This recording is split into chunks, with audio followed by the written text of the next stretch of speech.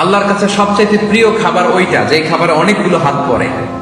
এক প্লেট নিয়ে শুধু এক হাত দিয়ে খাচ্ছেন, এটা আল্লাহর কাছে পছন্দ না। একটা খাবার নিয়ে অনেকগুলো মানুষ বসে চারদিক থেকে নিয়ে নিয়ে খাচ্ছে, এই খাবারটা আল্লাহর কাছে বেশি প্রিয়। সুবহানাল্লাহ। তাহলে একা একা খাবেন না, বাসায় যে স্ত্রীকে নিয়ে খাবেন, ছেলে মেয়েদের নিয়ে খাবেন, বাবা মাকে নিয়ে খাবেন, বন্ধুদের একসাথে খাবেন। এবং খেয়াল করে দেখবেন, একা একা খেলে যে টেস্ট পাওয়া যায়, কয়েকজন মিলে খেলে এটা টেস্ট বেড়ে যায় কয়েক গুণ। কি বলেন? পারে না? পারে। দেখবেন, খেয়াল করে দেখবেন, তাহলে বেশি বরকত। আবার রাসূল সাল্লাল্লাহু আলাইহি ওয়াসাল্লাম বলেছেন আরেকটা এটিকেট শুনুন, আল বারাকাতু তানজিলু ওয়াসাতাত তাআম। খাবারে বরকত নাজিল হয় একেবারে মিডলে, মাঝখানে।